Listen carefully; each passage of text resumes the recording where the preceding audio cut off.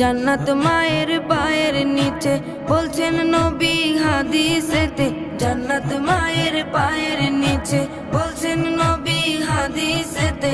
দয়াল নবীর কথা তোমার ভালো লাগে না, দয়াল নবীর কথা তোমার ভালো লাগে না।